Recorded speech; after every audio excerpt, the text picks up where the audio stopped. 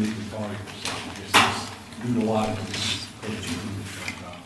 So I'm not going to give a much of an introduction. Obviously, he endowed the program to making us Collier Masters of Science in Real Estate. He's been a tremendous supporter of the program ever since I've been here, and that's going to be a really long time. So we appreciate all you do and for coming in today. Thank you, David.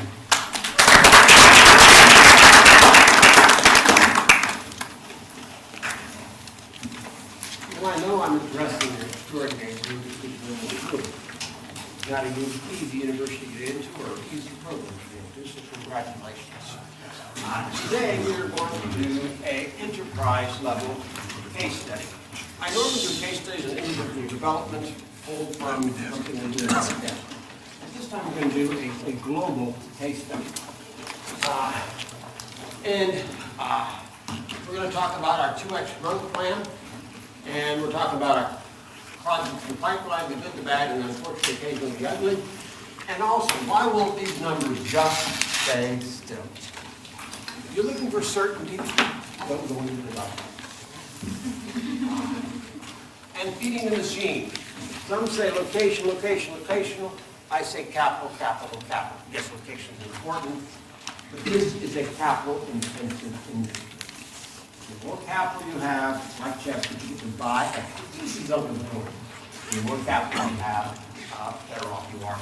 And then we're going to dive into the matrix, and not the movie, but loan matrix. Okay, this was my beginning. 49 years ago. Bought that for $1,000 down, lived upstairs. I was a junior, getting a degree in finance, and after that, I started, folks, I don't know that I would ever hire myself. I'm a little bit intense, nice word, you can come up with other words for it. I am bipolar, I'm dyslexic, and I am attention deficit disorder to the extreme. And so I always wanted an outside income. If you were to, I was reading a book, my senior management team read a book called Dare to Lead by Brene Brown, Vulnerability Building Trust in the Workplace. And she had this whole thing on pick two values, what's really got 50 of them. It's hard to get down to two. But my first one was easy. It was security. Okay? Folks, my parents got divorced in the late 50s, early 60s. I inherited my bipolar from my mother. No life management skills whatsoever. Ironically enough, for my business, as a youngin', I was addicted. And actually, as a 12-year-old, I had an insecure childhood. But that was a great moving away value, and one by one we went to my dad. Kids always went to the mother, now. And he was a great moving forward value. He was a civil engineer, taught here at the University of Florida. But that left me with a drive, passion. And so originally, all I wanted was an outside income. Because I was afraid I would say goodbye to some boss that gave me or something like that. And so I started buying real estate around the University of Florida, single-family homes, FSBOs, for sale by owner. I had no money, none whatsoever. But I could talk, okay? And I was a local boy. And I got people to trust me, and I bought 3 or 4 houses, walked into 6 campus for nothing down. In over 8 years, I got to 25 houses. Okay. In Southern parlance, that dog don't hunt. And in business speak, which I didn't know then yet, it didn't roll out. It was not scalable, okay? And so I started looking in the single-family neighborhood north of the University of Florida, called Student Ghetto back then, and deserved the name. Infrastructure was lousy. Apartments were lousy. I got apartment communities cost $40 to $50 million. Okay. Jen and I have a letter of intent, an LOI, which I just signed before I walked in this room for land, $120,000 a door, just land. 44 million. 44 million total for the land. Okay, so we said you can get an apartment community built for $50 million, you're doing good, and they're 35% down. 20 if you only pay a really high interest rate from the local loan shark. But anyway, so private individuals don't get to buy as a general rule apartments. I got in College Park over a decade the opportunity to buy an apartment community on the installment plan I don't have a college parking in here, do I, Jim? Okay. And I mean, there was quads and duplexes, and the biggest development, there was 40, and then there was a 32, and then there was a 28, a couple 16s. I went down to the property appraiser's office, and it was still on microfilm. The internet had not been invented. Cutting-edge technology was an answering machine. Used to be, believe it or not, you had to stay home and wait for the phone call. Cutting-edge and faxes. I mean, we didn't even have cell phones, we didn't even have microwaves. But anyway, my filter, I wrote down all the owners, looked them all up, dialed long-distance information, and I did not call up and say I want to buy your property. They got that all the time. I called up and said, I'm your neighbor, and we need help with increased pay. Will you join me? And over time, I farmed that area. When you wanted to sell, who did you talk to? Your good buddy neighbor. And I got to put apartment community. And, 49 years ago, and today, 50 apartments, 50 communities, 11,000 apartment houses. And $2 billion under management. And by the way, you'll get to speak to a lot of good professionals in this industry, with some excellent companies will speak to you. And I am different in one very unique way. It's just me. I own it all. Okay? I have no partners per se. We tried the partner method for a while. Yeah, I learned something from every partner, but I do not have a long-term hold period. I have a perpetual hold period. And most partners exit. 5-7 years is a long-term hold that they leave. Have some great partners. J.P. Morgan, the bank, General Motors Executive Corporation of the day, Scandinavian Pension Fund, the owners of the Mets, blue chip. And even today, I am partners with the state of Utah retirement system. We have 3 communities with them. I like the Church of Latter-day Saints. They don't sell. They have a perpetual hold just like me. I do have a couple of high net worth individuals who own land, that type of thing. But for by and large, 92% have no partnership. And these, we have a perpetual hold owned by a single individual. We're self-funded. We don't have to raise equity money. Not from syndicates, not from the stock market, not from institutional investors. That I love. And that's because I'm a stubborn, independent individual. Okay? I'll tell you a short story. We developed a community down in Tampa called IQ on Bruce P. Downs Boulevard, the border of University of South Florida. And this was a lateral from an industry friend, Zach Johnson.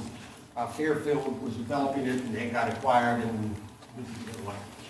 And it came with an informal primal trove, an informal equity source. Hosts. My role was a promoter. I did not want outside equity. I didn't want it. But it would have been nice or polite or congenial way you're supposed to tell them to go away. But it didn't bother me because I knew what was going to happen. Okay, as the deal went on, problems arose.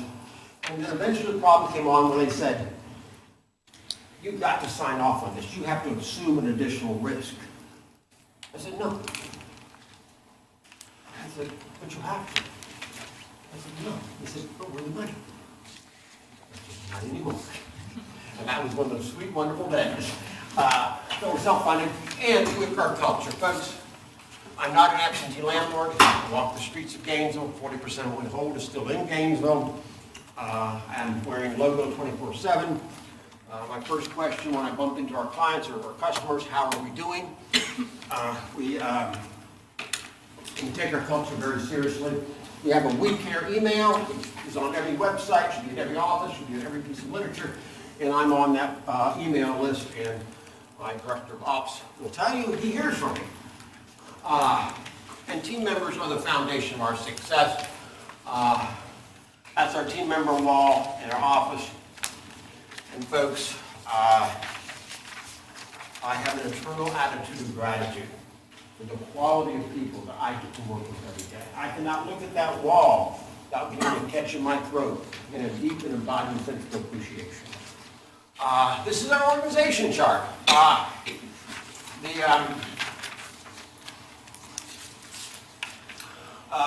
These are longest serving office team members, our longest serving service team members.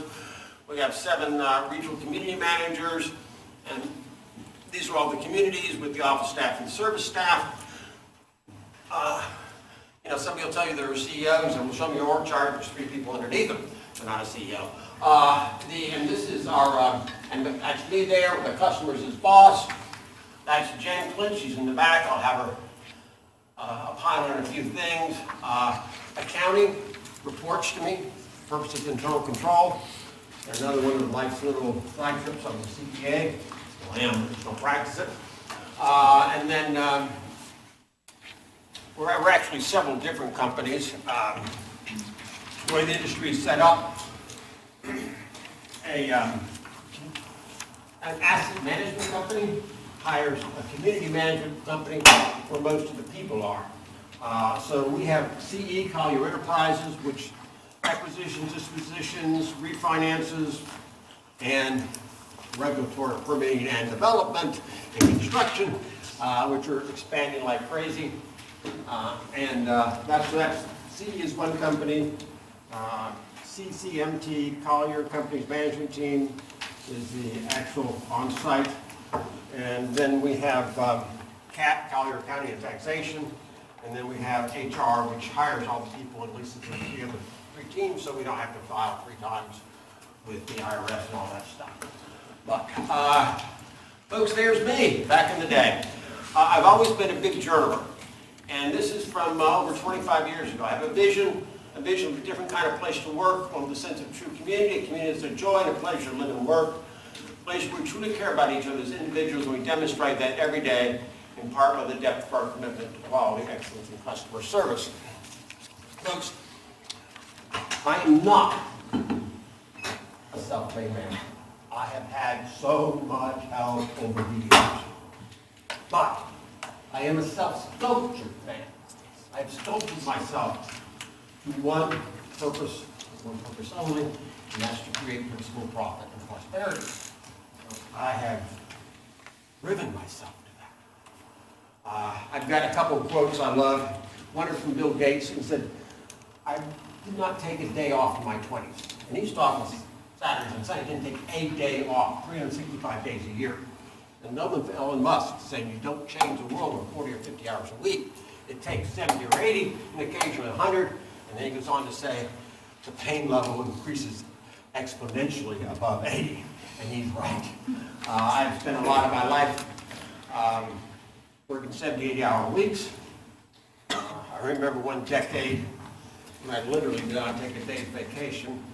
And my fiance at the time talked me into a vacation.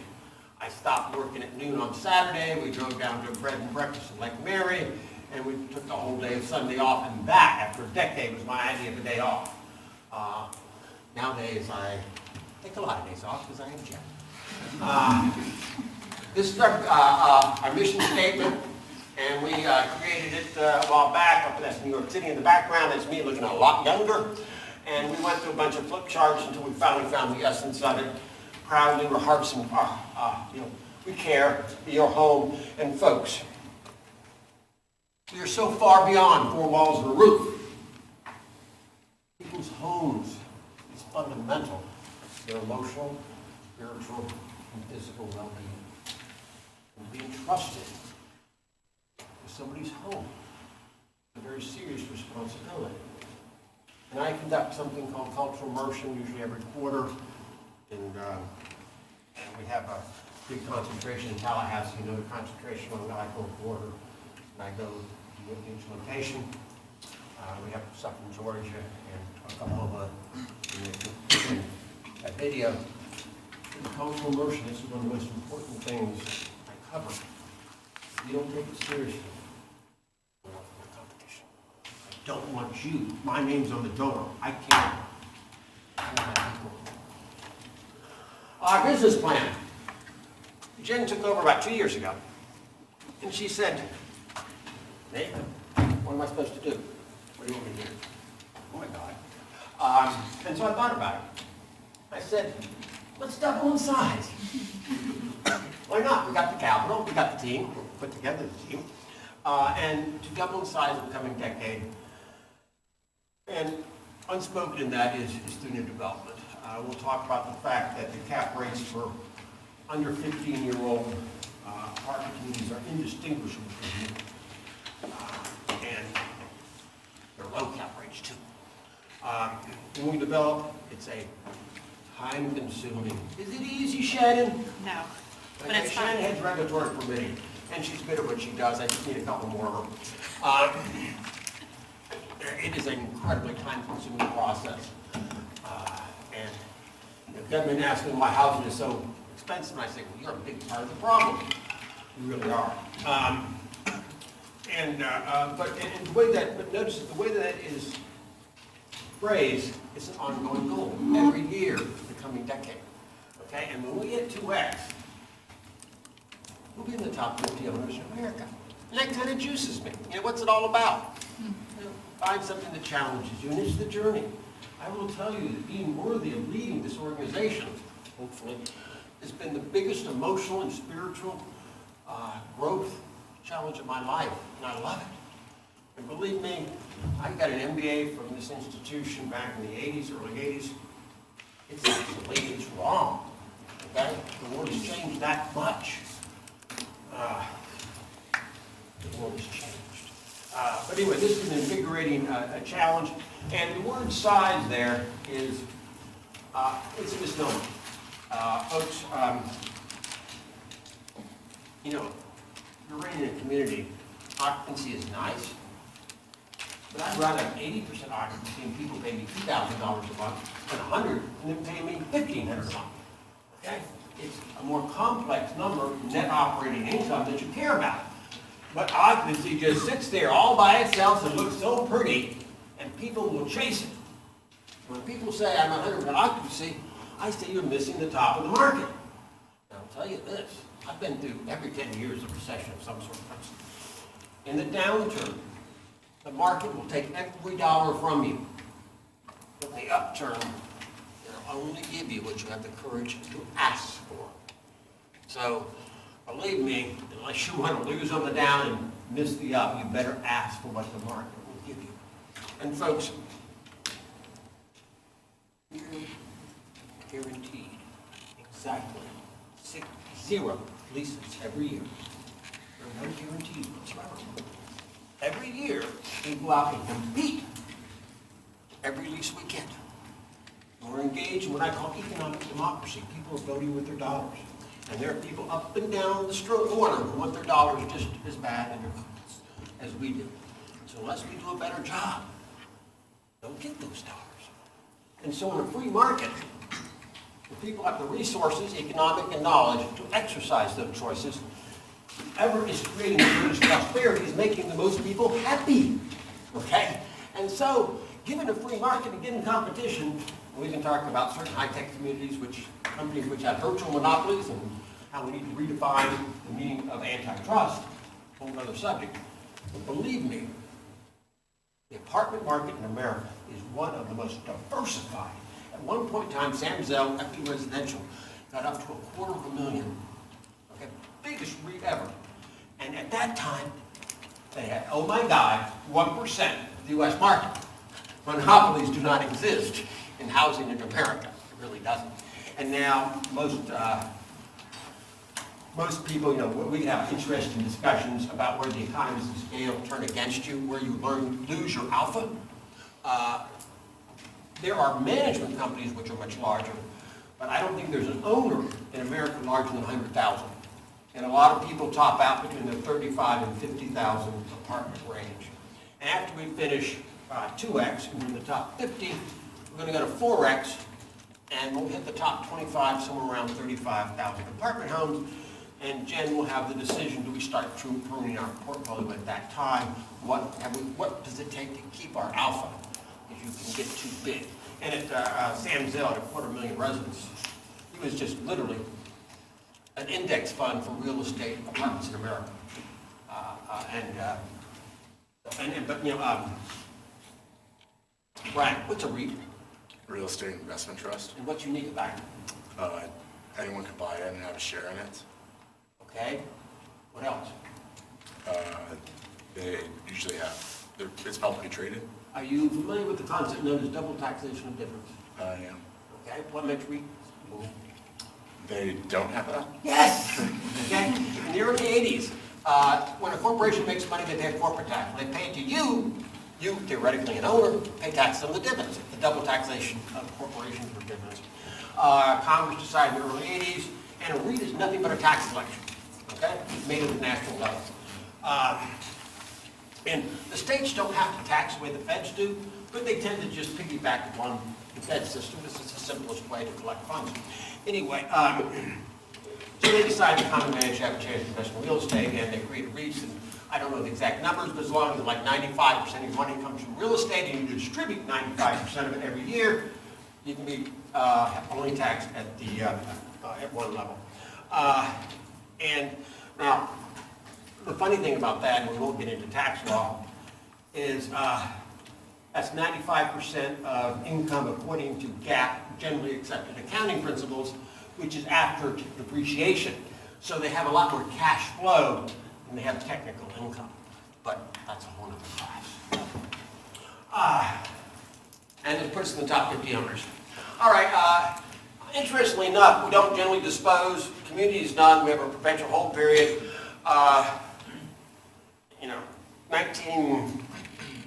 2007, I bought some land in Jacksonville. Why does Jacksonville exist? What's the economic rationale? Is it because it's on the water? Ports? You used to have 2 military bases. That used to be important. Miami's a bigger port. Sure, Tampa as well. And Tampa as well, et cetera. My personal opinion, I've yet to figure out the economic rationale. And Shannon, when Kristen goes out to look at a site, what's the first thing she looks for? The first thing? Yeah. Accessibility Rent per square foot. and rents. Okay. Yeah. Because, we'll talk about this a little bit later. I got a slide on it. In the state of Florida, within a given building type, 3-story or 5-story elevator, within a building type, construction costs are pretty uniform.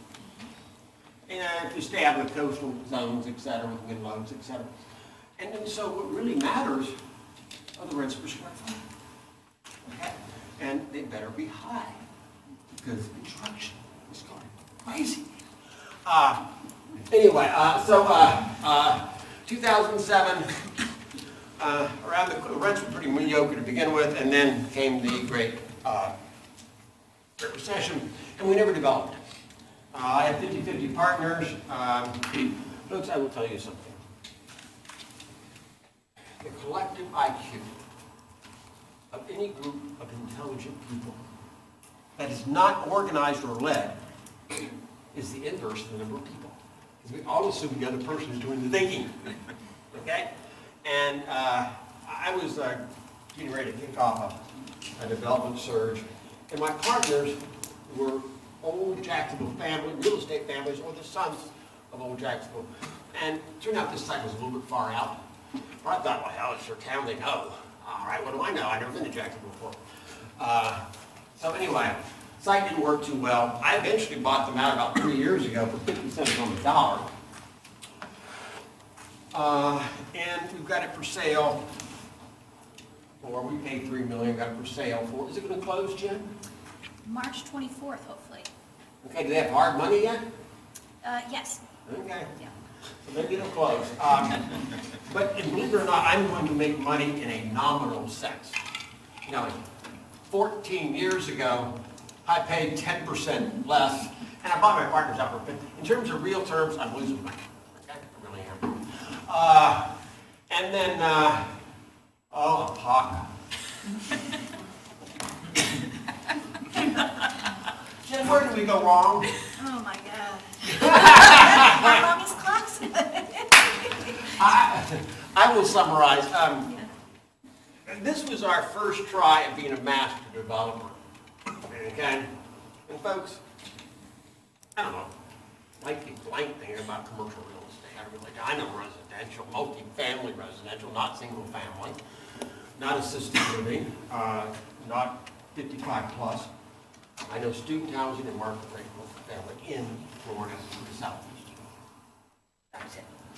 And this turned out to be the assemblage, which is an added complication to being a master developer. It took us a lot longer to assemble it, and you're all familiar with an IRR in time. And so, is the pocket going to close?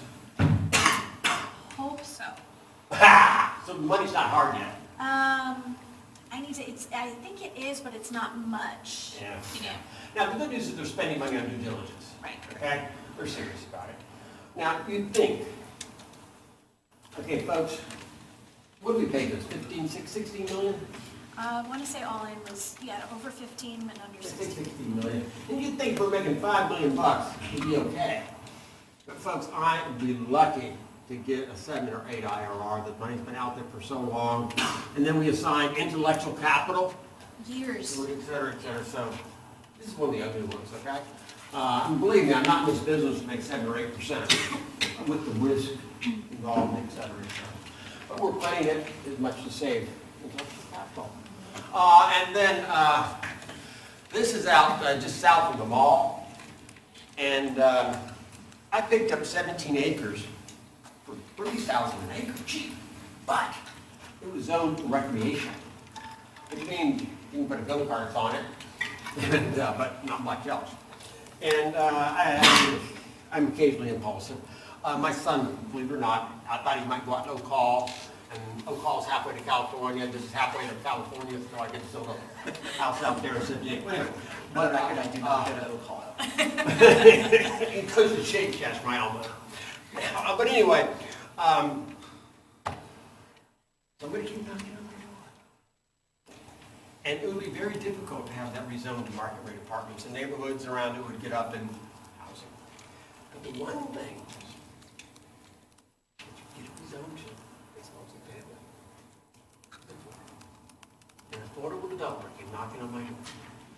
And you may know the East-West Gainesville thing, et cetera, and there's a big thing that West Gainesville's not carrying its fair share of affordable housing, et cetera, et cetera. And I think they're going to get the zoning because of the politics, the zoning I could not get. So we'll see. We'll see. But so this is relatively rare about dispositions. This is where we're going crazy. We're not doing any acquisitions because I mentioned the cap rate's indistinguishable. We bought this land. Sarasota Fruitville, boy, rents have taken off. New Smyrna, very, very nice. Maitland, we're under construction. You know, Shannon, what do you know about invasive trees? That you should be able to take them down. Our development order, a small part of it is up against a nice family neighborhood. Our development order said remove all invasive trees. But those trees screen the development. And I think we're supposed to go put with them, but they're going to take a while. Anyway, we took the trees out, and the neighbors screamed bloody murder. And they're arguing that we took out some non-invasive trees. Our contractors say, no, I didn't. They had to put a wall in there. We're kind of concerned that they might have said, oh, that tree's in the wall. We don't really, it's hard to know from this far away. But we might have to go back to the DRC. Yes. No, we are going back to the DRC. And what are they, they're not going to delay us, are they? No, they are not delaying us. And how much are they going to cost us? A few more trees. Yeah. Mature trees. Anyhow, from our perspective, we did not knowingly do anything wrong, but we're responsible, residential watcher, for the acts of our, et cetera, et cetera. At least it's only going to be money. There's a saying, if you can solve something with money you have, it's an expense, not a problem. Okay? And really, and have a lesson learned. At Maitland, turned out to be a more complex site than we like. So those are what we, Lakewood, we just have an LOI on anyway. The first two keys we tend to look at, and I've touched on this, is that construction costs are relatively uniform throughout the state, okay? Within building types, And impact fees will vary by jurisdiction, but that doesn't have anything, that they're gonna do the same for apartment cost, no matter whether you're 5-story or 20 stories or 3-story, okay? That's just a projection, it's just a tax on development. So we look at rents per square foot. And, I mean, a year ago, we wanted $1.80. Now, we've got to start at $1.80, I mean, $1.40. Now we start at $1.80.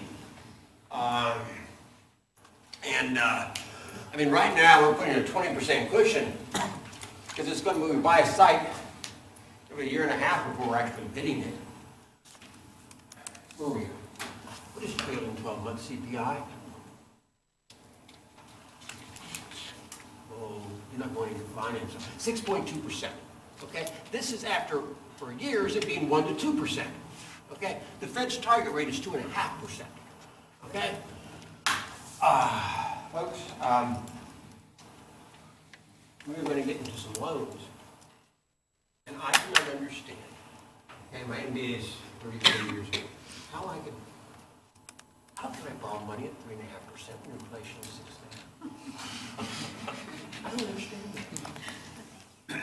Well, the real answer is that interest rates are set, pretty short term, are set by the Fed, okay? And they bought massive amounts of stimuli, et cetera.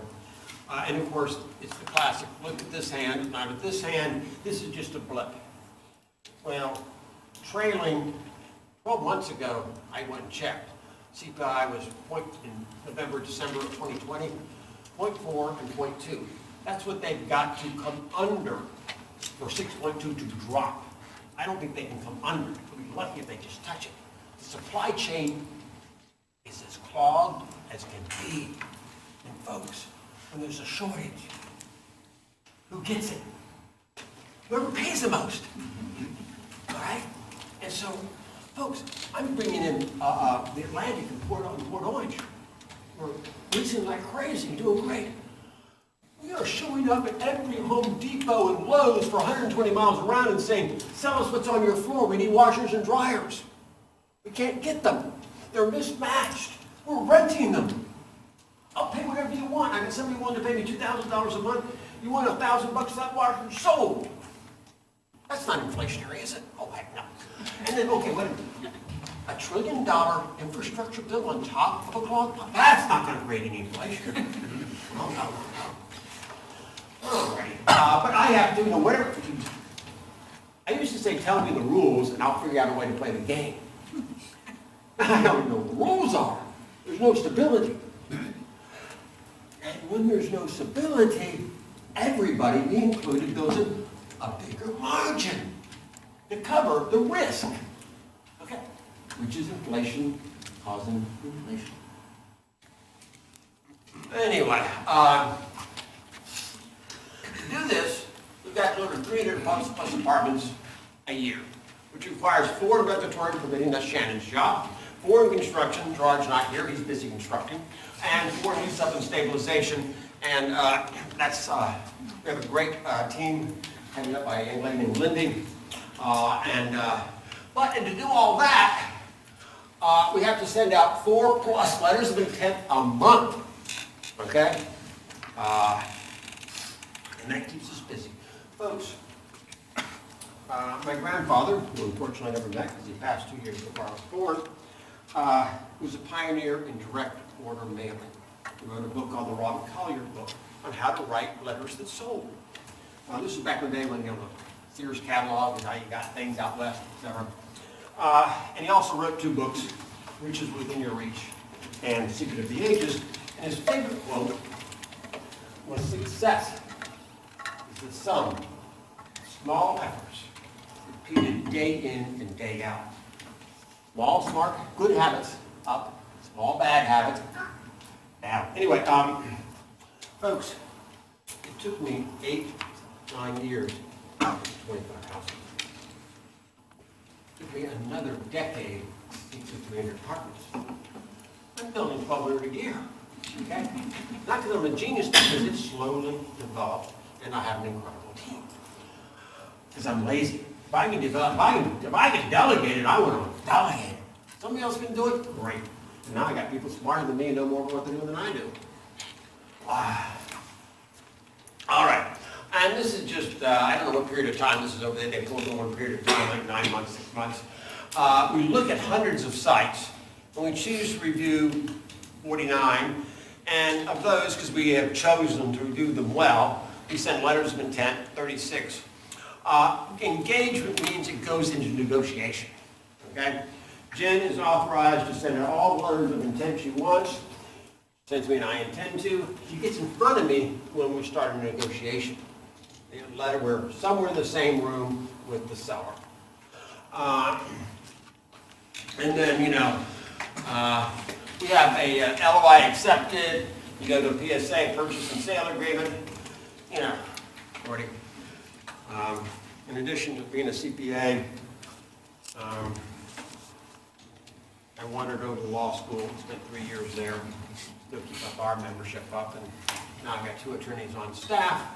Really helps with the PSAs, it really does, speeds the process up.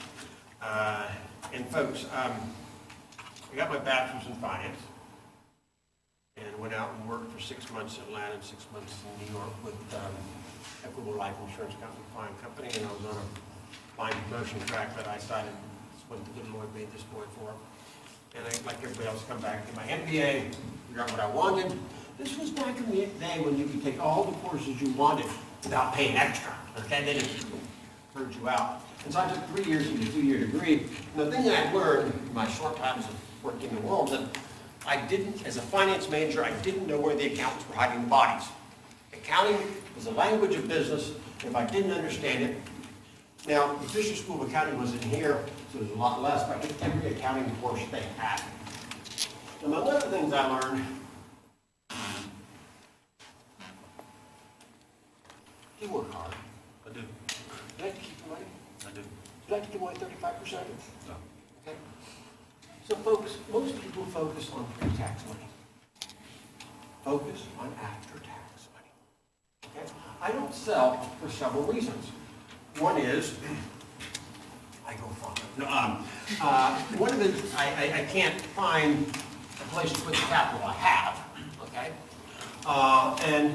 Another is, why sell and make 20% capital gains? And then you gotta find something to make 20% more than what you had. But folks, also the process of selling is time consuming. It really is, people walking. And then 2, it's hard to find new stuff. So we don't sell for that reason. Most of the market does sell. REITs tell the stock market we'll have an average age of 15 years. And so they have to churn the portfolio to keep that. And then syndicates raise money, we're gonna keep your money for 3 years and give you, 15% back. Or we're gonna keep it for 5 years or 7 years or whatever. But it's always for a certain period of time. And under GAAP, generally accepted accounting principles, you must have an arm's length transaction to recognize value. So just the marketplace in general is incentivized to sell. I will tell you that we have a whole CapEx department which does nothing but renovate and do all the older stuff. Is a lot of work, it really is. And I might have a different philosophy when we get 35 apartments and they're scattered all over the southeast versus our older apartments in Gainesville, because that's where it started out. They're easier to take, so the equation may turn against us, it really may. But I will tell you one of the dirty secrets, or not so anyway, of this industry is we tell the world it costs X dollars a month to own, or a year to own an apartment.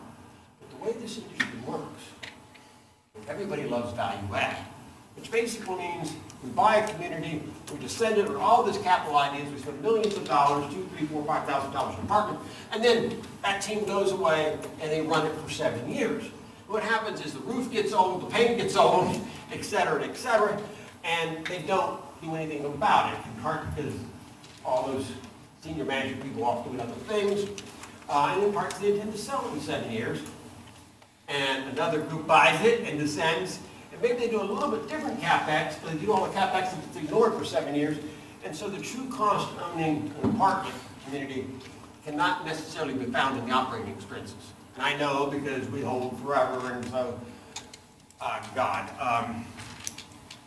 we typically spend, now whatever the portfolio, We typically spend between 12 to 16 million dollars a year on CapEx. Now, that includes new furniture. And by the way, that's external CapEx. Our financial plans have something called internal capital. We have NOI, AIC, and net operating income after internal capital. And that's the carpets, the refrigerators. See, we can't forecast which apartments will need a new roof. Except as a portfolio, we can, okay? But we can't forecast how many appliances you're gonna need for an apartment community, how much new carpets. That we can forecast for a community. Other things we can only forecast for portfolio. We spend 12 to 16 million dollars a year on external capital. It's expensive to own long-term and to keep up your product. The other thing that you have coming out of this is that a lot of our most of our capital comes from refinances. And by reinvesting external capital, we keep our income up, okay? And then we can harvest that. And Alexis, is debt capital taxable? No. No, okay? If I sold it, I pay. If I refinance it, I don't, okay? All right, onward. This is the development timeline. The green is Lisa. The yellow is sort of the architecture, et cetera, et cetera. Purple is regulatory and permitting. The red is construction. And, I said to have, to hit our goal, we have to have 4 in the ground. And so, and right here is like 6 months around June of 2022. And, at that point in time, this one will be finishing up, but these 2, 3, 4 will be in the ground. God love her, and I'm not going to discourage her, but she has these starting end of April. I hope so. One of them will. If both of them, I'll do backflips. But this is the Atlantic. This is Boulevard 2600 in Maitland. This is Hawksville and Port Orange. Watermark in Sarasota, Fruitville. The Monarch in Fort Myers. New Smyrna Beach. Sorrento? Do we name that Sorrento? Yeah. And we're going to call it what? Pompano Beach? What do we call it? Pompano is Atlantic 1. Atlantic 1, okay. So we're going to have 4 in the ground, and this will have 4 in the ground, and this will have 2 behind it. We need 2 more behind it, and she's going to give me 2 more behind it by end of the first quarter for sure. But, it's kind of fun. It really is. And just to give you an idea, this is from Lindsay. We are at just under 74% leased and 63% occupied. Some leases are a month or 2 in advance. And we're beating our projections, and we're actually not going to have our last CO until the end of December. So we're doing great on the Atlantic. Michael, you got 10, 15, 20, $25 million and you do something with. I'm going to be, what are your criteria?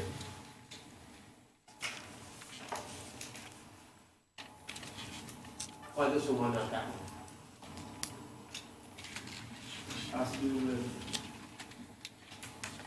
what are your future expectations for a certain area, accessibility. All true and wonderfully vague. Okay, folks are multiple different ways. A lot of people look at internal rate of return and the value created multiplier, okay? They go hand in hand because, let me say this 1,000,000 times, IRR on short, small dollar amounts is meaningless. I give you $1,000, you give me $2,000 back, great. That does not move my needle, okay? Or I give you $1,000,000 and 2 days later you give me $1,500,000 or $1 million. Great IRR over 2 days, but meaningless in terms of having to get money out, okay? And if you can't, in the Great Recession, 2009, me, Kim McGurn on the board, 2 other people, 5 of us, gang of 5, pooled our money together and hired a smart kid and said, go find this wealth and list all this carnage. Well, we found some stuff. And the money we did put out, we do decent on. And we each pledged $5 million, 25. We never got all our money out. And he'd have our money out for 18 months and we'd make 18, 19 great. But then we'd sit with money waiting for something to do. And so the IRRs from him were great. But the overall cost of keeping the money there, because all the times it sat, is really sort of mediocre. I will tell you, this is our metric. Debt yield versus cap rate, okay? Not divided by, but versus. Or cash on cash. I like cash on cash because it's very immediate. You're either making it or you're not. We'll talk a little bit about my IRR. The trouble with IRR is it forecasts an exit. And for us, since we don't exit, it's refi as close as we can come. But, yeah. Anyway, those are three ways to look at it. Like I said, hybridly invest by factor time, hence the link with value created multipliers. IRRs in small dollars or short time frames are relatively meaningless. But you can also impact your IRR by leverage. Okay? And does anybody here not understand the more money you borrow, the riskier it is? Okay? So we typically, folks, when I got started, 80% was pretty normal. And then it dropped down to 75, and then it dropped down to 70, and now it's down to 65. And I've taken some 55s because the interest rate was so cool, so neat. So we don't utilize much leverage. Folks think that entrepreneurs like risk.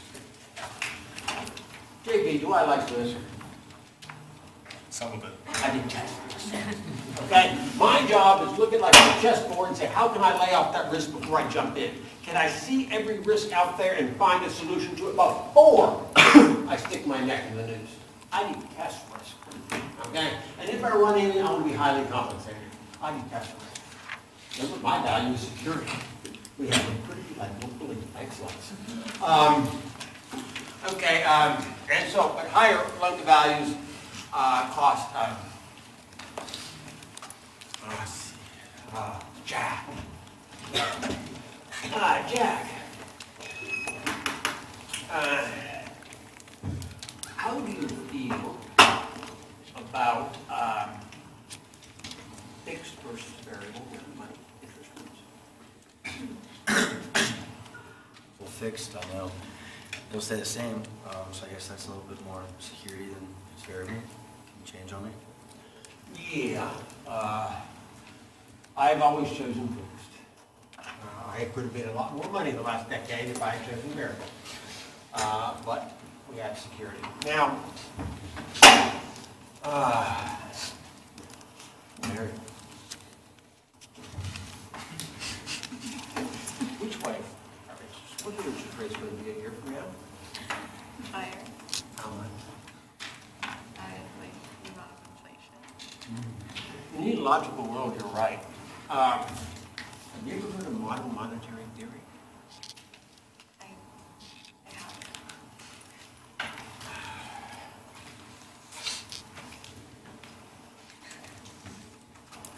How do you feel about the government losing money?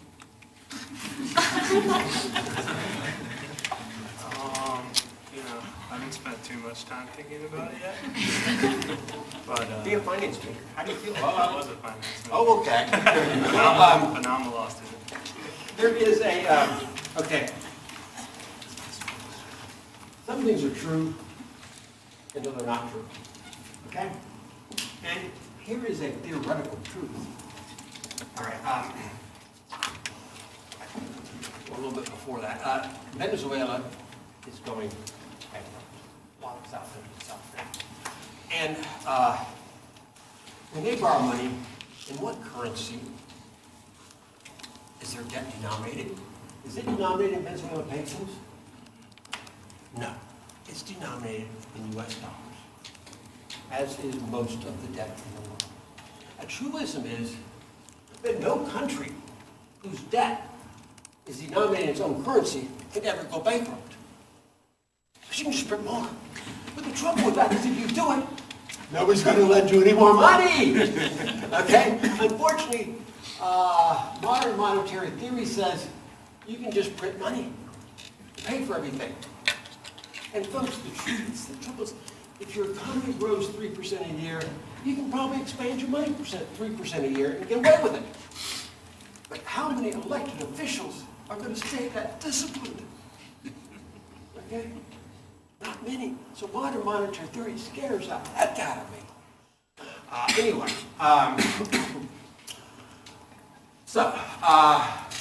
IRS requires an exit frame and evaluation of value at exit.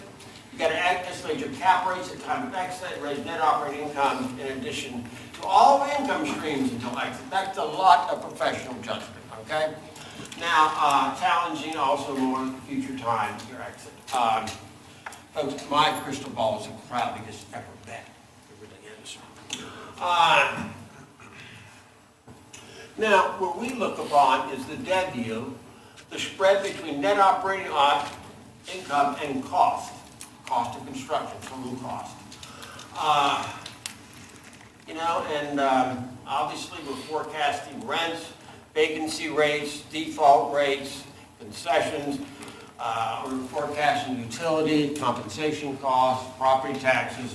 By the way, your rent dollar in Gainesville, 10% of it goes for property taxes. Now, you don't get the benefit of a homestead exemption, but you pay 10%. Even though apartments are, easier to service than single-family land and more economically efficient because, you know what? Most are insulated on four sides, take up a heck of a lot less, and require a lot less roads. Anyway, not that and then we have to forecast the cap rate at time of permanent financing. Now, we have construction financing of 35% of cost, and then when we're stabilized, we go into permanent financing. And to stabilize, you have to be at 90% occupancy. We play a few games of it. We built Canterbury 3 to 4 years ago down State Road 200 in I-75, and we're knocking the ball out of the ballpark on leasing. And, okay, folks, banks are in the business of lending money to people who can get it elsewhere. Okay? They compete with the same customers. And you may not realize this, but internally, the bank's loan department is called the sales department because they're selling money. That's your product. They've got this real great thing going on where they convince people that you're lucky to get their product. But they all compete with the same customers. And so on Canterbury, we actually went into permanent financing somewhere around the mid-80s of occupancy. But we had a low holdback, okay, until we hit 90, and then they gave us the rest of the money. And this was this particular financing institution's way of getting what they considered a very good loan without going out the risk. But by bending the rules a bit in a way they didn't think was material, they were able to outperform other institutions and get that particular loan.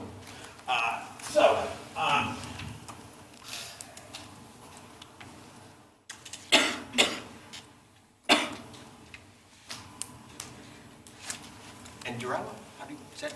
Andre, What's a personal guarantee? it's when you pledge your own accounts for a loan. You personally guarantee them with your own personal money, as opposed to your entity's money. And if you don't pay, what happens? The bank takes everything you have. Except, why did Donald Trump move to Florida? We have the best note homestead law in the entire country, okay? It is unlimited as to amount. It's limited to like half an acre in land in the city, but it's unlimited. Which is why I got Margaret Love. So your homestead's okay, pay off your mortgage, but they'll take everything else. Not your 401k though, your pension plan and your homestead are safe. Pay attention. But anyway, I like to go into permanent financing because when I get a construction loan, what do they want me to sign? Visual guarantee. Everything. Now,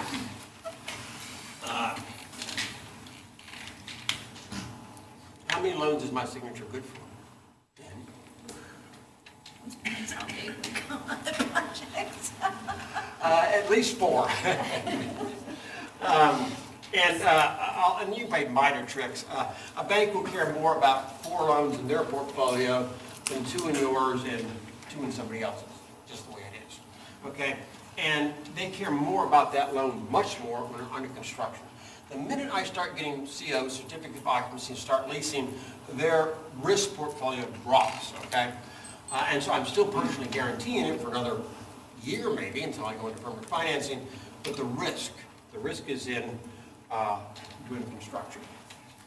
And they don't necessarily, and I will tell you, they don't know you well, or they think you're a little bit light on the balance sheet, they will reserve the right to vet your GC. They might even require bonds, higher degree bonds from your general contractor than otherwise. Anyway, so all this stuff, professional judgment, I have no idea what cap rates are going to be.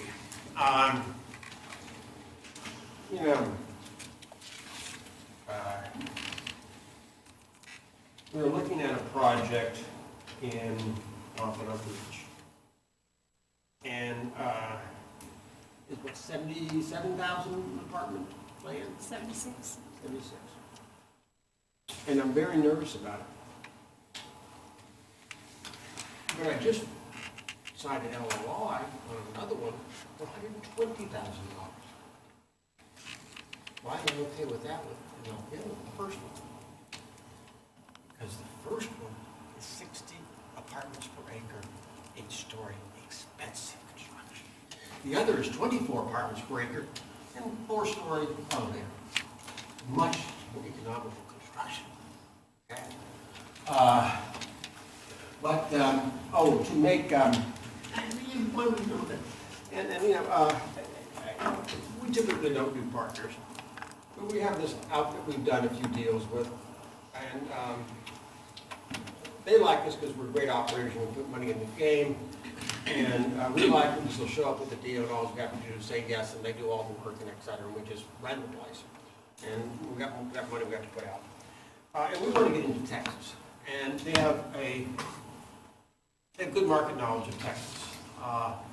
Not on the development side, but market knowledge is enough to make good sites. And so we are saying, okay, tell you what, and they want to get in development, okay? So we'll say, okay, we'll take you as a partner in development if you find us good sites in Texas, okay, great.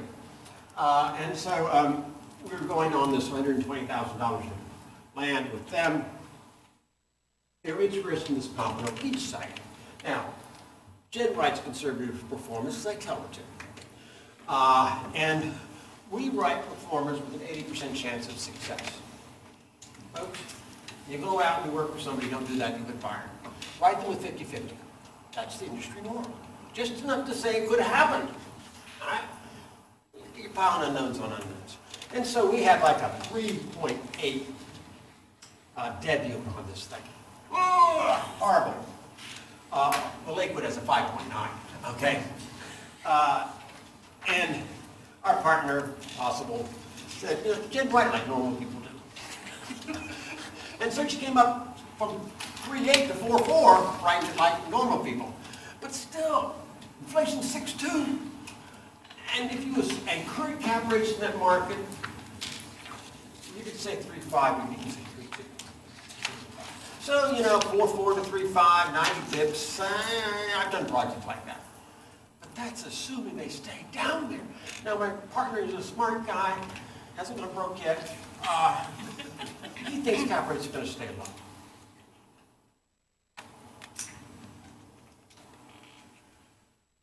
I don't see how. But then, I never saw a 0.15 treasury either. I grew up in Vietnam when the treasury literally hit the high teens. High teens! And by the way, if you're all concerned as citizens, the debt this country can afford at 2% treasury is debt we cannot afford at 4% treasury. Double your interest cost. and it'll take 10 years to cycle through. But that is a heavy burden, okay? Well, I'm short-sighted. I've noticed that about people. I see their success out of 10 years down the road. All right, you want to hand out Port Orange? You know, at the end of this talk, we're going to do a little bit of back of the envelope calculating, okay? And folks, I'm talking to David, Professor Lang. We're talking about the performance. And folks, I meet so many people who know what a performance is, and follow a performance, and tell you what it is, but couldn't create one from scratch to save their life. Folks, if you want to be good, at least get the basics of the performance that you can create from scratch, okay? On the other hand, you know, numbers kind of sing to me. One of my lucky things. Let's see.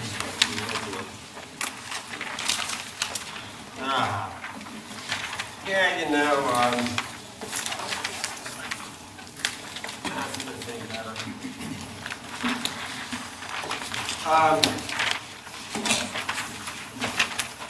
you know, 80% efficiency, a high percentage of the footage is under AC. It's low density, only got 10 apartments per acre, 29 acres, 30 acres, 310 total apartments. Require equity, $22 million. Construction loan got blocked out, but it's $38 million. You know, folks, remember I told you, and this is one of the more economical ones, we're going to build 4 of these a year. I told you I didn't put out some equity. Do this, I could put out $100 million a year. Now, we're going to recover approximately half of that on this house. We'll need at least half of it in the project. Okay? Remember I said capital, capital, capital. This is a capital-intensive business. It really is. And somebody once said, and there's truth to it, the only barrier to entry is capital. You know, okay. Now, folks, look at this. 3.4 million land cost, and I'm bidding $120,000 on another project. Now, rents per square foot on this thing are $1.48. Okay, right there. She's promising me $2.48 in Lakewood, right? Yes. Yeah, I saw that. $1 higher, which is why we can pay more. And you know, quite frankly, the land costs tend to be, in this particular case, they're like 3 or 4% of the price. They're usually less than 10%. And it's the first number you bump into, and so it can be the most scary number, but it's not the biggest number by far. Okay? So in the right location with the right rents, you can afford to pay. All right? Oh, let's see what else we got here.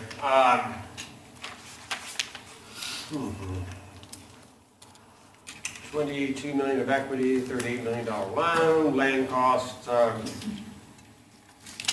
very low, 5% contingency. Oh, Marty, you didn't change, you got this one at 5.25 cap, and I thought we dropped it to, where's the Angela? She ran away from me.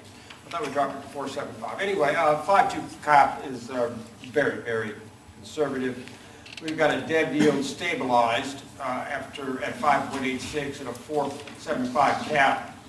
We're well over 110 bips, 100 bips to a percentage point.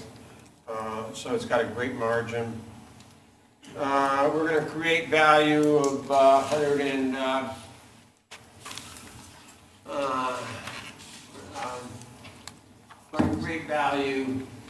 oh yeah, she did drop it to 4.75 on this one, but maybe not on the printout.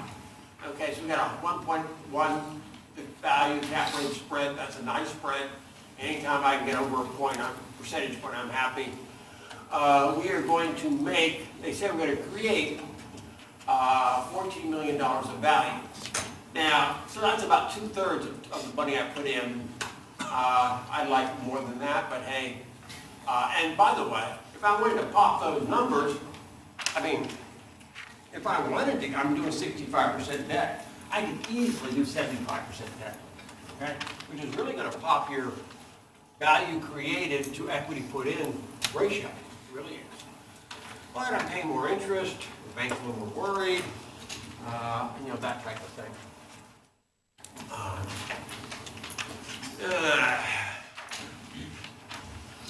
Anyway, predicting a cash on cash is somewhere north of 7, unleveraged of 8.77, or leveraged of 14. And they're predicting a construction, a permanent loan of 48 million. So we'll take out about 9 million. So my 22 million, I'm leaving 13 million behind and pulling forward 9 million. And then they talk a little bit about debt service coverage ratio. Leah, what's debt service coverage ratio? The service coverage ratio is when the amount of debt service you have and then the loan amount. It's the ratio. They want you to have at least 35% more income than the debt service required. You can go as low as 1.25, but then your spread starts to creep up. And then, of course, the higher interest rate makes your debt service coverage ratio worse too. Anyway, this is our, we're trending income growth at 2.5. We're trending expense growth at 2.5. Jen wants to move into 3. I said, okay. The real thing is not so much the number per se, but that you trend your rents and your expenses at the same percentage. I once, this decades ago, was talking to a syndicator and in the hallways of a conference, and we were talking, and I said about, you know, about my,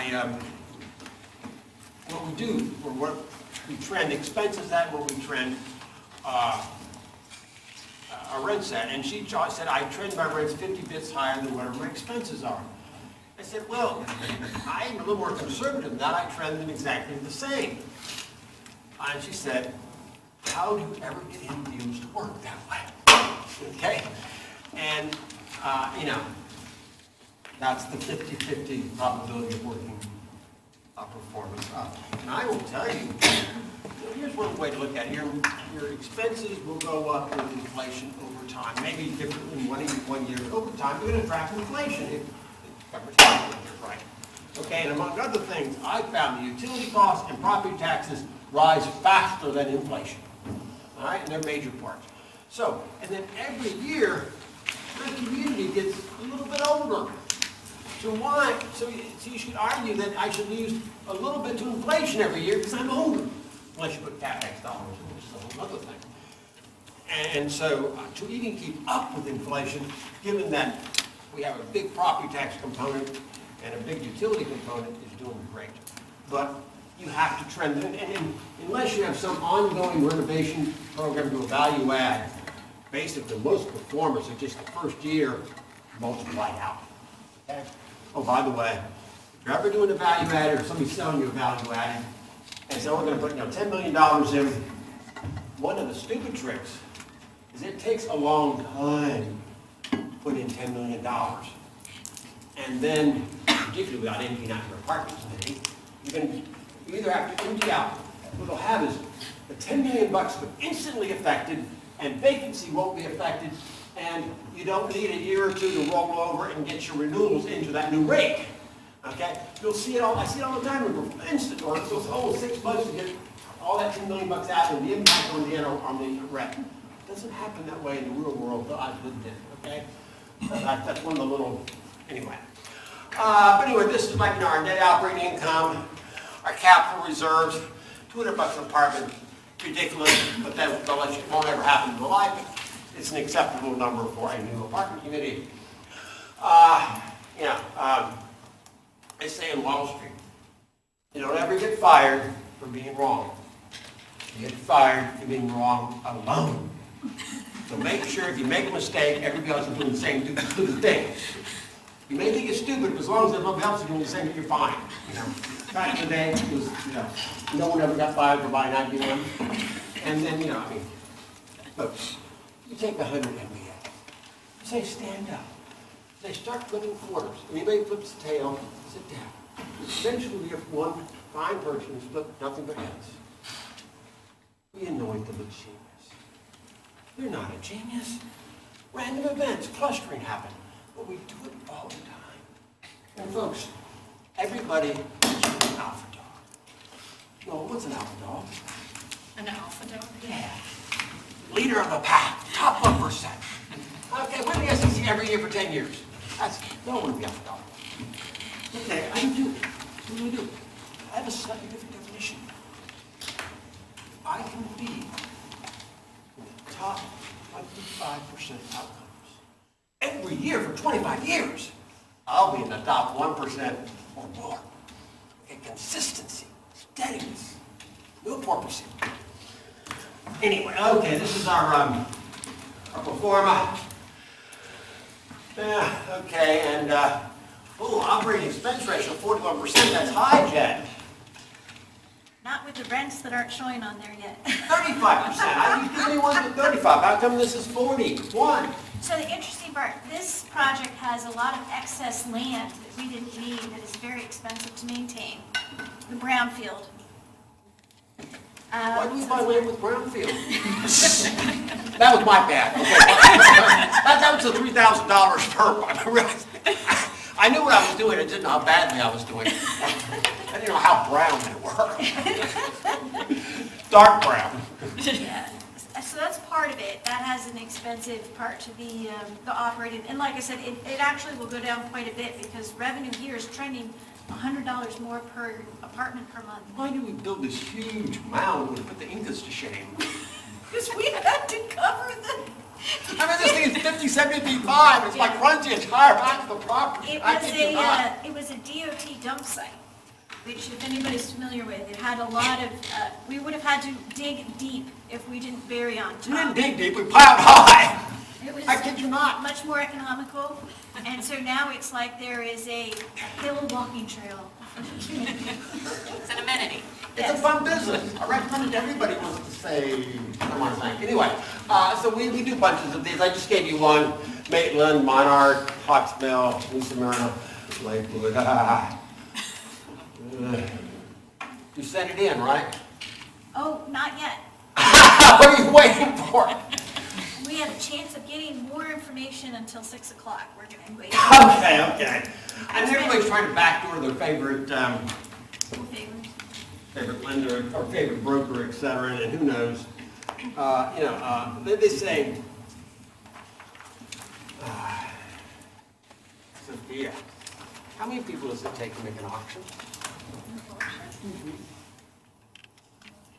2, or one who thinks there's a second. Thinks there's a second. Folks, most of my life I've been on the buy side, because I don't sell. But in the height of the condo conversion, I was able to sell a community I bought for $95,000 a door, a whole apartment, for like 145, 150. The gable was out on Archer Road. And I had a bake-off from brokers. There's one broker who'd gotten 125. It was the highest price of her door. They came to me and said, I can do it again. I went with CB Richard Elias because they wanted to beat their competition. And they did at 150 instead of 125. But we got like 17 offers, okay, 17 or 21 or something. And I have a book published by John Wiley and Son called Construction Funding. It's one of the latest edition. I did a chapter on that. And I actually put all of them in there and blanked them out. And they range from 26 million all the way down to 17 million. The 26 million is out of Las Vegas. Is your level of confidence starting to drop? And one of the things that brokers do is, tell us your history, tell us your source of funding, tell us about yourself. And we need to know how qualified a buyer you are. And we didn't think much of this guy from Las Vegas. And the number 2 bid was at 25, a million less, was solid. So we didn't lie. We said, we got a 26 bill. Meet it, it's yours. We did. I made $1 million. bad. Anyway, interesting experience. All right, let's see, yeah, Lakewood, owner's a real nice guy. He had a friend in common, they got an introduction, they had one call, and he very up said, listen, I'll tell you about what's happening, because we're in like the fourth round. So I'm going to tell you what's happened in the first round, because there's going to be a second round. But I can't have any more conversation with you, okay? Because I owe it to everybody, and so that was fine. But we were hoping that if it comes down to intangibles, we will win, okay? We'll see. I mean, there's been some, I named at least two when we're in through the third round. I don't know if they're going to the fourth round. They're major developers that I'm acquainted with in the state that have credibility. I mean, and they have money, maybe outside money, but they have solid sources of outside capital that are backing it, et cetera. So it's a tough competition. Anyway, just the pipeline, why those numbers won't stick. This is like a lot of original and current. And then, like Boulevard 2600, development cost jumped $4 million. Thanks, Jim. That's nothing compared to $6 million. Now, fascinating enough, the rents jumped even more in Fruitville. Fruitville's one of the most profitable. Go figure. Fort Myers, $18 million. And we did the new Smyrna concrete and wood. Concrete just kills you 10% more. But you can see in this, $250,000 value. But anyway, the stabilized, original, current. See, here's the good news. It's original NOI, current NOI, it's up $50 million, almost 20%. So, this is really, in one sense, the word. My NOI is up 20%. My construction costs are up $61 million, but that's only 10%. My NOI is up 20. So, cross your fingers. But the numbers don't stay still, and they won't stay still. And we have this big discussion, how much time and energy can we do up front on a project we don't end up doing? Okay? And I will tell you another thing, like our architectural cost used to run us about $500,000 more than Chad, what was the last one? 1.2 million? And at that, it's hard to get them to work fast enough. They're very slowed down, they're too busy. Yeah. Anyway, the numbers don't stay still, don't expect them to stay still. That's why I talked to you about when there's variability, you add a margin.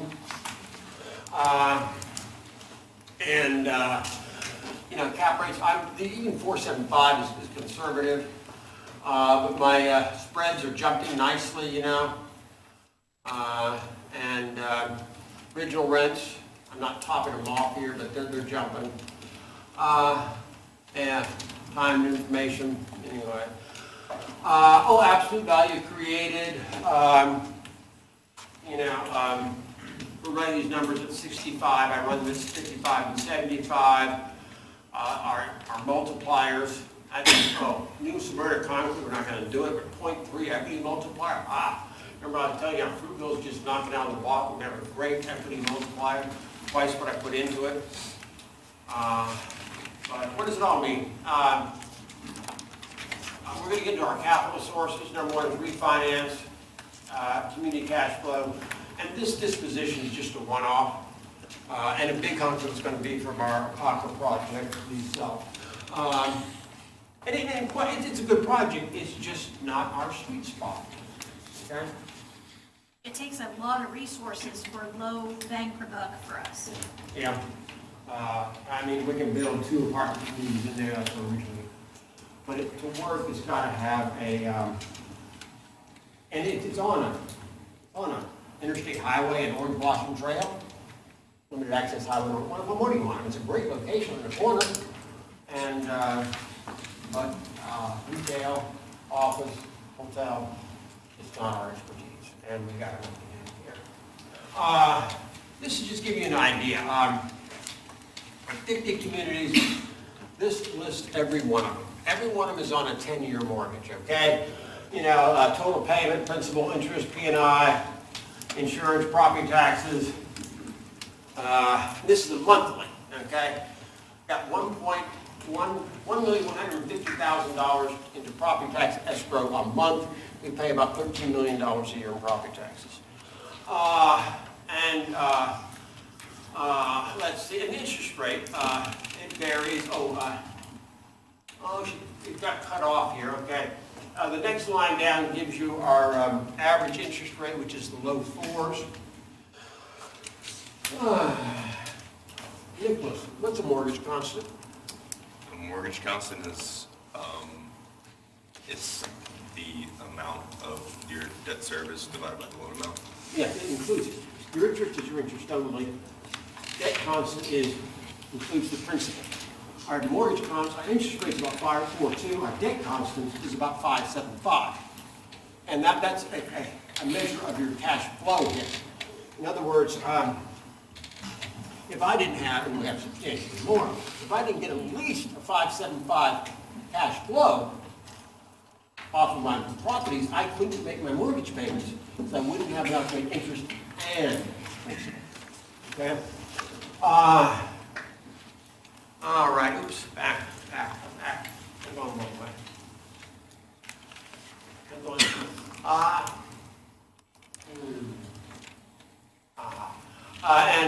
Okay, and this is our interest rate. I got a 2.7. Okay, I got a 2.7 3 or 4 months ago, back in September. 6.2 inflation, 2.7. That's a negative interest rate of like 4.5%, 3.5%. Negative interest rates in real terms. I got that. I don't understand it. Anyway, and then you know, a lot of threes. That's one of our highest, 4.5, 4.49. Anyway, mortgage balance, capital reserve, and then here are the due dates. Okay, and this one we just did. It's due 10 years ago. 10 years from now, October 31, 10-year mortgage, and then a lot of our interest only, and it'll note what interest like. This one has like 2 years of interest only. This is when amortization starts. This is how much it's going to increase. But like, you know, we got one coming up in April of 2022, May of 22, and then August. And we're allowed to pay them off 3 months early without penalty. So we usually pay them off right now. As long as this interest rates are rising, we'll have to wait longer for the following, so take advantage of it. But this is a major source of our funds, just refining these as they come up. This is our projection.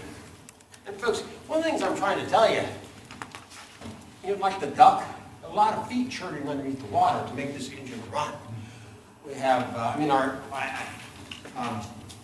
told you we have our own accounting department. I've got 3 CPAs in addition to myself, and we do most of our own back. We do outsource payroll since it's such a regulatory thing, and there are people that have it down to a science.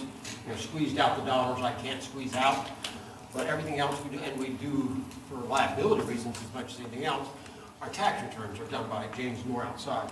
But everything else, and believe me, we get a lot of bills, 50 communities, we've done in-house, and folks, you'd be surprised how many businesses know they're making money, but have no idea where or how. Okay? The cost control, the cost accounting is lousy. Our books foot and tie. You'd be surprised, particularly small businesses, how many don't. And that makes your banker nervous. But our numbers, and particularly when we send them to appraisal, they're good, they're solid. You can push on them and they won't move. I'm very proud of that. Anyway, but, you know, we have a worst case scenario, middle case, and base case scenario. And you got interest rates going, this, you know, how much cash you out. Interest rates going in there, cap rates, projections been a lie, all those type of things. Folks, I don't want to do this. win, but I hate losing anymore. About 5 years ago, 6 years ago, 7 years ago, I had JP Morgan as a partner on a property, doing excellent project. I did my projections, come up to refinance years. Make a substantial bit of cash, according to the projections I had. So I took in a partner, I'm 28%, they're 72. And it's a high net worth individual out of California. A little bit of a few small, but anyway, folks, 2.5 years later, we find out I was sold. I didn't have to sell it. I had the money to leave it in for 2 or 3 years, okay?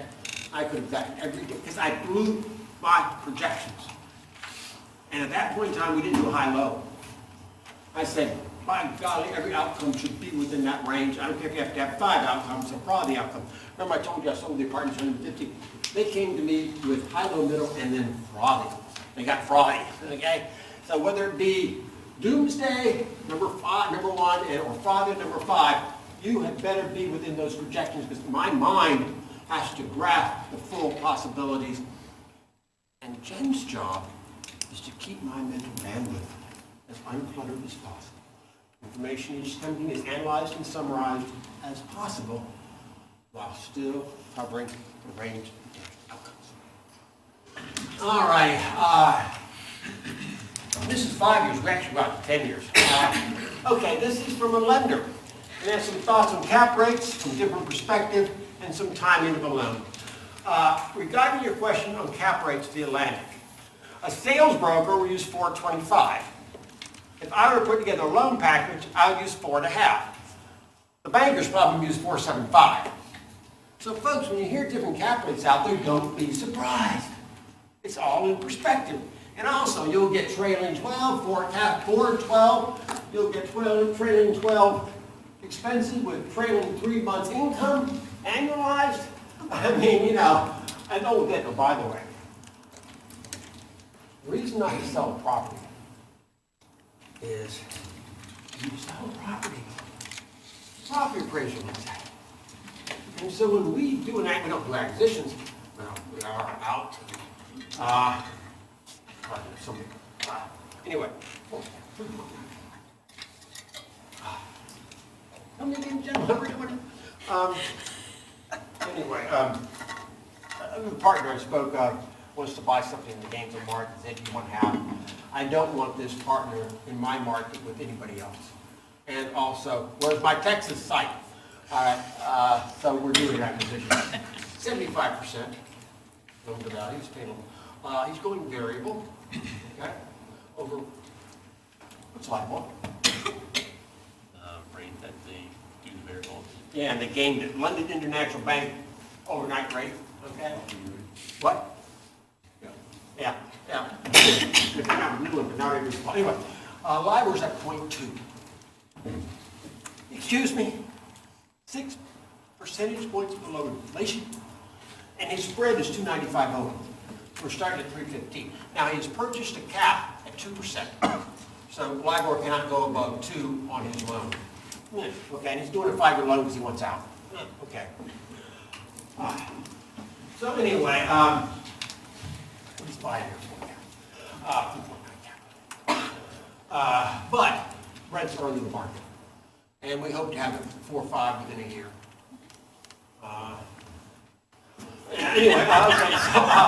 Anyway, he says the sooner the better permanent. He basically thinks rates are going to rise.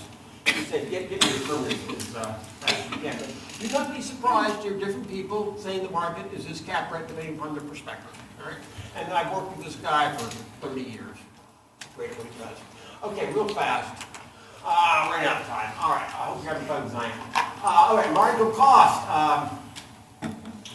You know, folks, we look at the loan rate, loan matrices, and they're going to run from 55 to 65 to 75.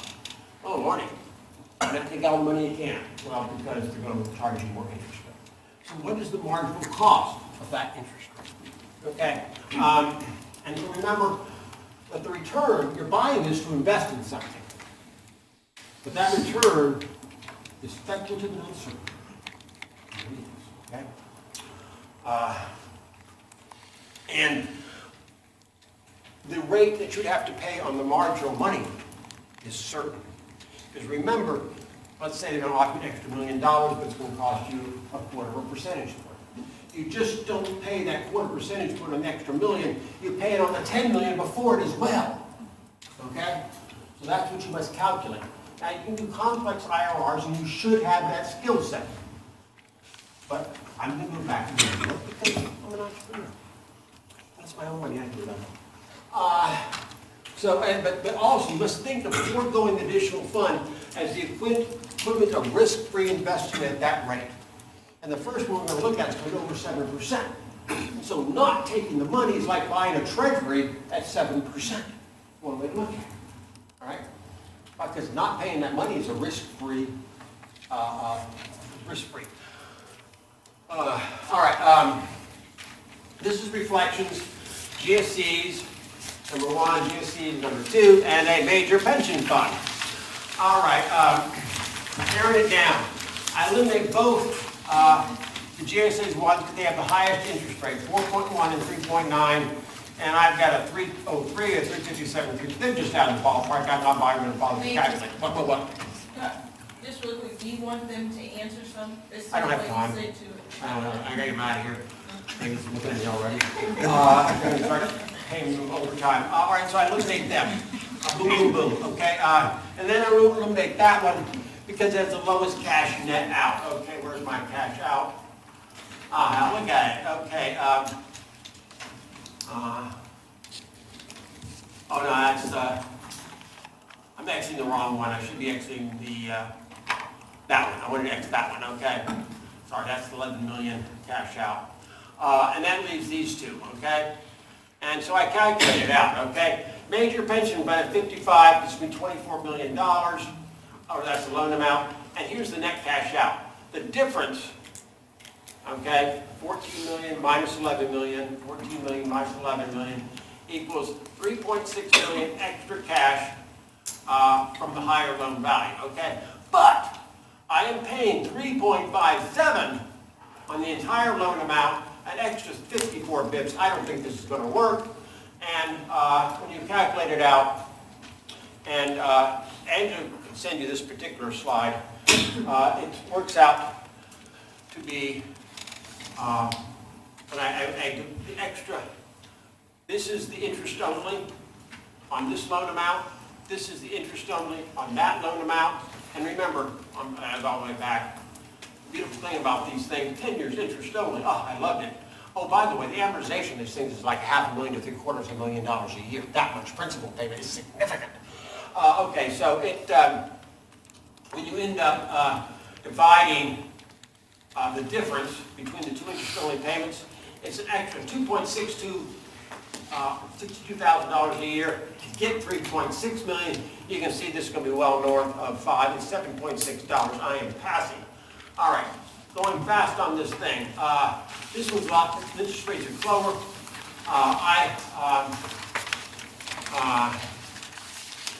This one has a 5-year IO. I eliminate it. This one has a 5-year IO. I eliminate it. I eliminate both the 55s because of their low cash out, 10 million, 8 million. And this leaves me looking at this one, these two, okay? They're very close in interest rates. And folks, when they're that close, like $200,000 for 12 dips, it's a no-brainer that the 65 is going to be the best, okay? And then the last one, Oxford Manor, I knock out the two dips, the highest interest rates again, 3.96, 3.76, and I got a 305, a 34, and a 328. I'm going to probably eliminate the major pension funds, because I hate the 3-year IO. Leaving me these two. I mean, it's a great rate, but 7 years of IO, and by the way, the principal on this one is $720,000 a year. 7 years of having to pay that principal payment is $5 million. Now, you can have lots of fun and games figuring out, year 4, IRR, year 5, IRR, year present value, etc. If you want to, I'm going to do back the envelope and say, hey, I like 10-year IO. And in that case, it really, for extra 12 bips, I get $6 million? That's a no-brainer too, okay? Anyway, folks, basically, I was gonna tell you a little bit on the tier. Freddie and Fannie are the two GSEs, government-sponsored entities. Originally, they were done to do single-family homes, and then, hey, what about people who rent a third of America? They deserve blah, blah, blah. But every organization wants to grow. No organizational imperative. And believe me, if you're working for Fannie or Freddie, it's a lot more fun to make a $40 million loan than 10 $250,000 loans for single-family homes. Of course, they bundle them together and you buy a bond. But anyway, everyone wants to grow. So they grew and they got into apartments. But they're not in commercial lending. They're only in apartment and single-family lending. Anyway, they have a matrix, and often we give you their matrix. But the longer the term, the higher the rate. Three-tier pricing based upon, and there's a 20 bips, 22-point rate change for each tier. They say 3 tiers, we'll start with tier 2, okay. This loan to value, minimum debt, and the debt service goes up. The spreads go down, etc. What can I say? Tremendous amount of changes in the market. You're making informed guesses, professional judgments. Folks, anybody wants to be developer, come talk to me. I'll talk you out of it. Thank you very much.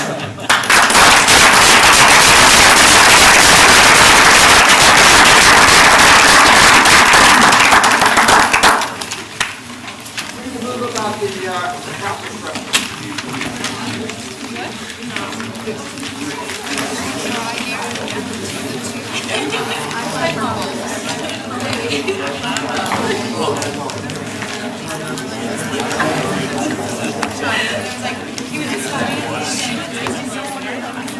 Oh yeah, that was a good one. Yeah, that's great.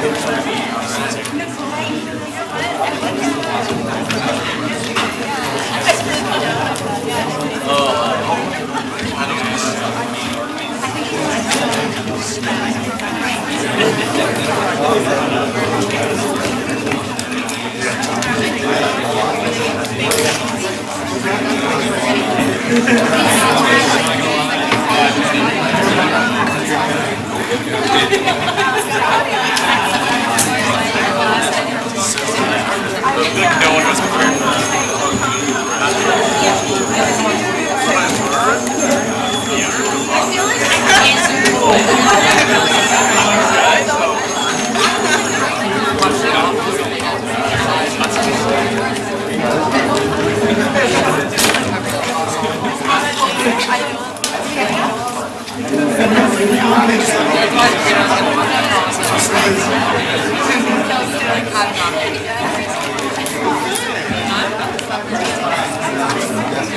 When I have time.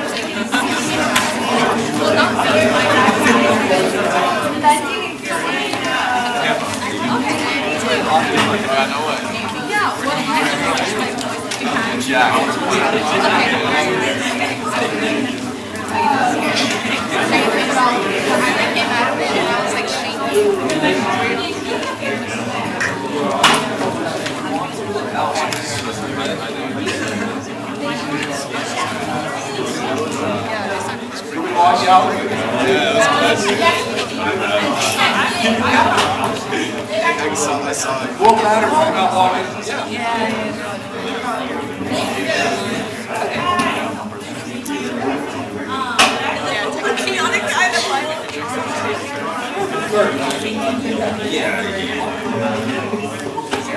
That's bad. You're right.